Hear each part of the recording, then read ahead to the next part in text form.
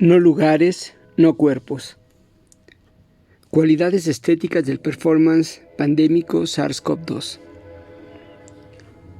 La flema, el trombo, algo como tierra en la garganta, en un inicio, luego grava, luego, por fin, roca que impide el ingreso y la salida del aire.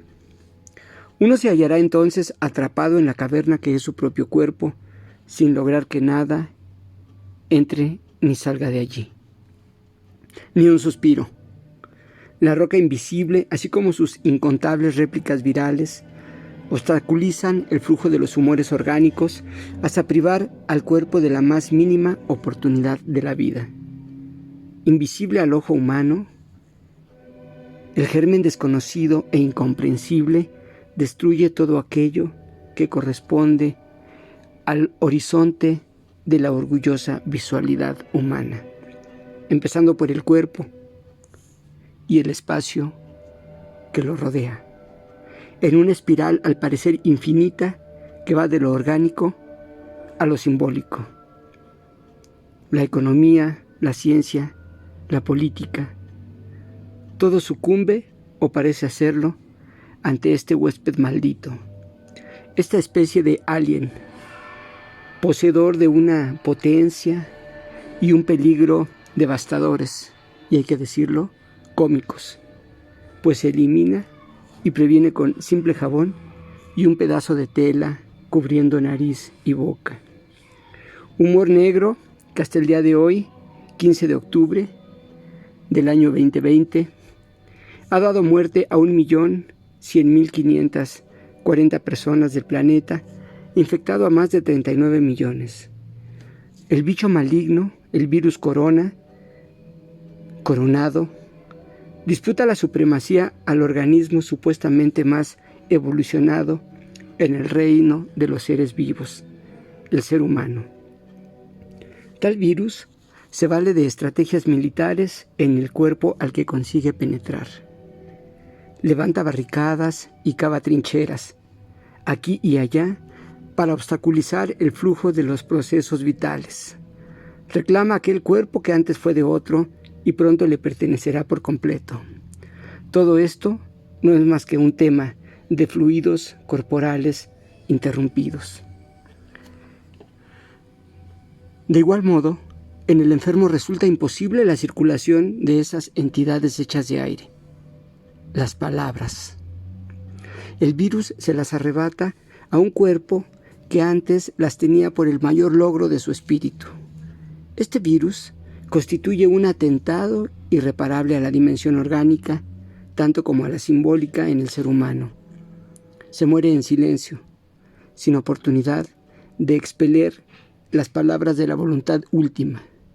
Se muere sin voluntad, sin despedida, en un espacio clínico donde el cuerpo se ha perdido para devenir una cifra y, al final, cenizas solo.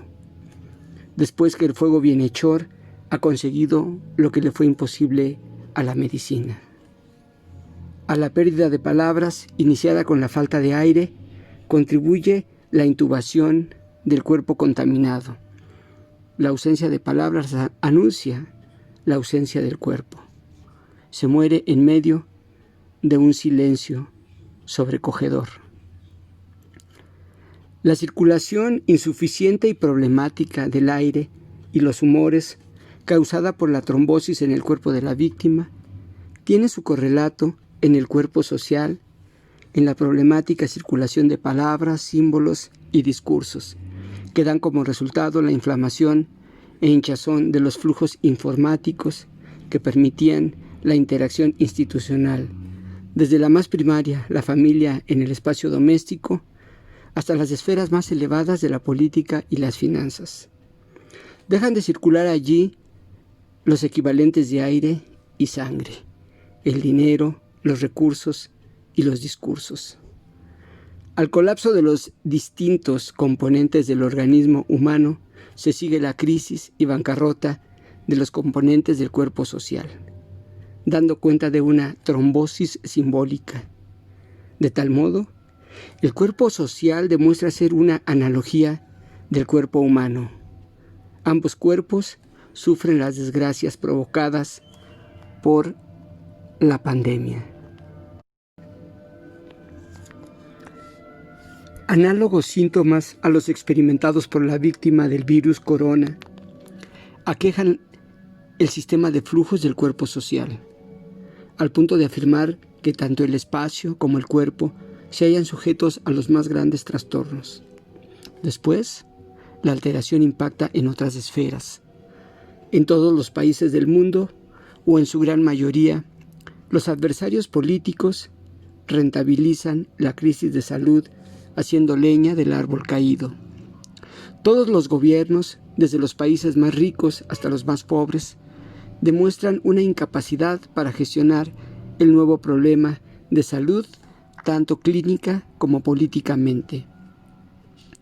Los adversarios políticos, convertidos de un día para otro en enemigos del gobierno, ven la oportunidad para atacar la gestión de la crisis de salud provocada por la pandemia y alinean sus baterías contra los gobiernos establecidos. Los mass media, atendiendo a su naturaleza empresarial, se alinean con el mejor postor. Además de esto, el flujo informático, regulado por los medios de comunicación y las redes sociales, se enfrenta a las fake news asociadas al fenómeno, lo que da como resultado el estancamiento de la información. Se trata de flujos alternos que no llevan a ningún lado, que no sea el sinsentido y el enfrentamiento radical, irreconciliable. La trombosis simbólica se agudiza.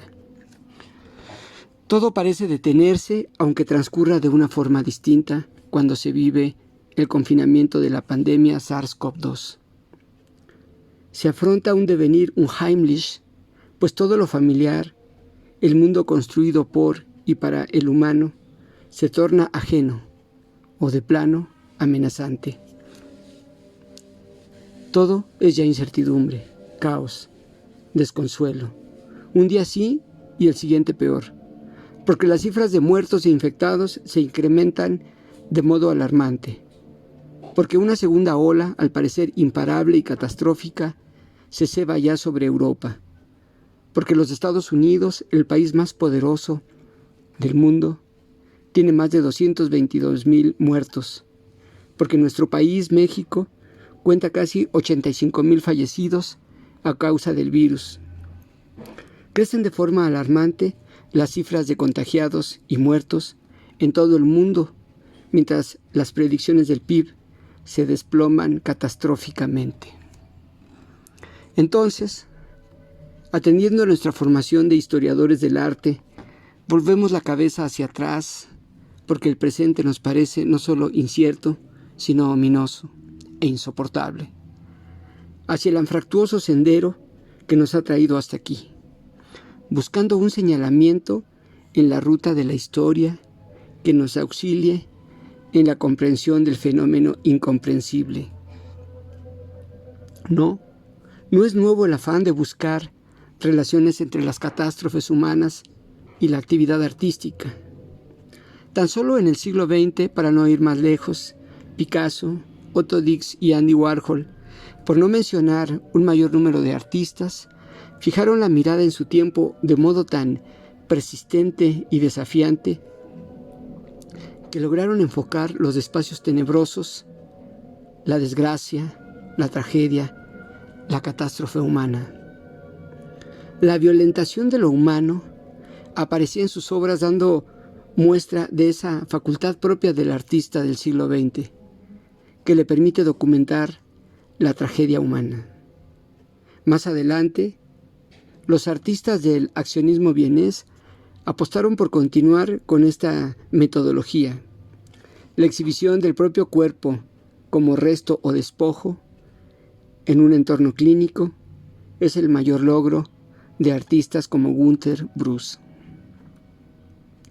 Hace relativamente poco, con motivo de una de las más grandes catástrofes de los últimos tiempos, la destrucción de las Torres Gemelas, el compositor alemán Karl-Heinz Stockhausen tuvo el valor de afirmar que se trataba de la mayor obra de arte que haya existido jamás. No vamos a detenernos aquí en las implicaciones y consecuencias de tal afirmación.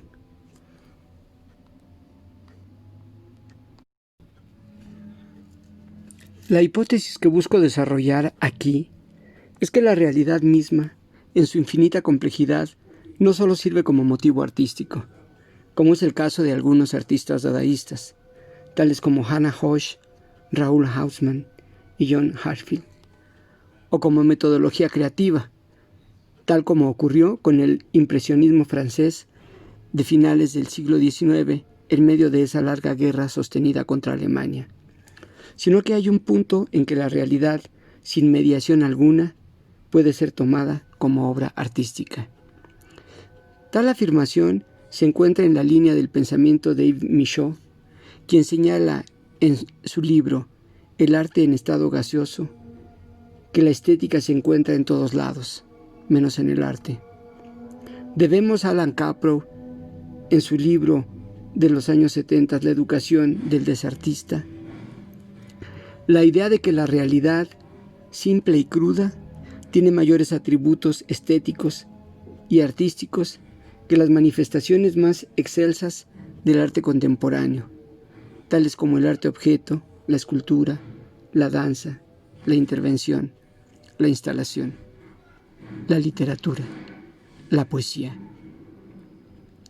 De acuerdo a lo anterior, podríamos entender que con la pandemia provocada por el SARS-CoV-2 nos encontramos ante una obra de arte contemporánea, el más grande performance jamás efectuado, de alcance mundial que dispone las acciones de la mayor parte de los habitantes del orbe. Tal performance muy bien podría llevar por título No lugares, no cuerpos.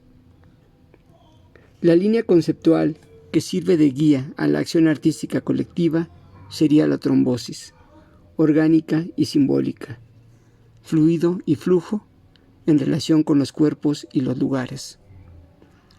Las dos categorías del performance son el cuerpo y el espacio. Se trata de un cuerpo que realiza una acción en el espacio, ya sea aislado o en interacción con otros cuerpos, con el fin de expresar una idea o proyectar algún tipo de contenido. El espacio, que de acuerdo al pensamiento de Marc Augé, aquí entenderemos como lugar, y el cuerpo han sufrido una alteración radical, al punto de devenir otros, debido a las restricciones impuestas por los gobiernos de todos los países del mundo.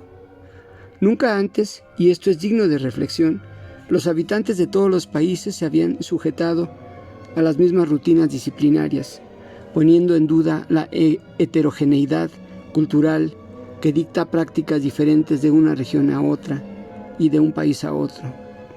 Todavía antes de la pandemia se luchaba en Europa contra el uso de la burka en centros de educación y espacios públicos, característica de las niñas y jóvenes provenientes de la cultura islámica, mientras que la Organización Mundial de la Salud ha impuesto el uso obligatorio de la máscara, cubrebocas y nariz.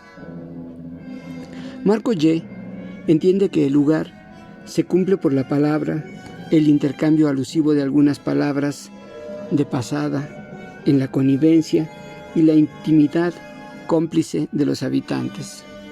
Pues bien, para que esto se cumpla a cabalidad es necesaria la interacción de los habitantes. La pandemia, desplegada espacialmente desde el espacio público hacia los rincones más privados, cancela las palabras y los discursos que históricamente habían llevado esta cartografía constructora del lugar.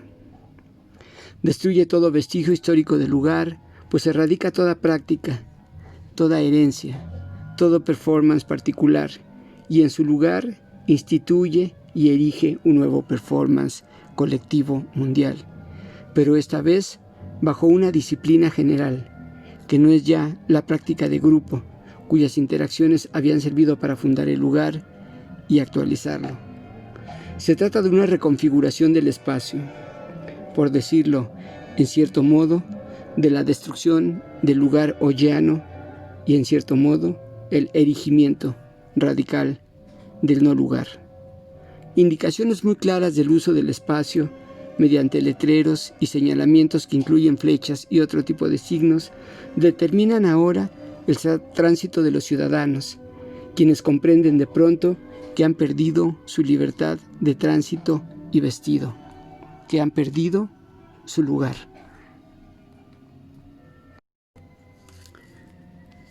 Sabemos que el cuerpo mismo es lugar, pues se trata del lugar de asentamiento del sujeto actuante, del accionista. Ser cuerpo implica ser el lugar de entrecruzamiento de múltiples discursos, lugar de negación de ciertos productos simbólicos, de negociación de otros y de aceptación incondicional de otros más. El cuerpo es el lugar del asentamiento de diversos signos y objetos por voluntad individual, por voluntad propia. Este cuerpo, como segmento espacial y actuante, se opone a la noción de lugar desplegado. El cuerpo social, cartografiado por distintos discursos y acciones, marcados con diversos signos y dispuesto por determinados objetos. Los cubrebocas o máscaras tienen como efecto y como objetivo cancelar la palabra. La posibilidad de la comunicación se reduce drásticamente, pues ignora uno en la calle, el transporte público, el mercado o supermercado, si el semejante se encuentra infectado o no. Esta doble cualidad del virus, de infectar sin hallarse incubado antes de que el enfermo manifieste cualquier síntoma, así como la existencia de portadores asintomáticos, provoca una sensación de peligro desproporcionada en lugares públicos. Nadie quiere aproximarse al otro y nadie quiere que se le aproximen. Esto da como resultado la transformación del paseante en ser fantasmagórico y espectral, quien solo, en soledad, a pesar de estar rodeado de otras personas y tal vez perdido del lugar y perdido de la salud, no puede ya hablar y si pudiera hacerlo no encontraría con quién. Temor ante el desconocido, que es el mayor riesgo, pues el desconocido puede ser uno mismo. Prohibido tocarse la cara, prohibido el contacto con el propio cuerpo si antes no se ha higienizado. La premisa de Jean-Luc Nancy, en el sentido que tocarse para tocar a otro, se rompe totalmente. En la pandemia, todo colocutor deviene un peligro. Si el lugar se define en relación con la identidad, desde una perspectiva relacional e histórica, la alteración del lugar desde lo más cercano y familiar, la casa, hasta el más retirado, aquel que fluctúa entre la dicotomía lugar-no lugar, ha dejado de ser un espacio de identidad, de seguridad, de habitabilidad, pues cuestiona e impide la relación e interacción de los cuerpos, así como su historicidad espacial, pues cancela su genealogía.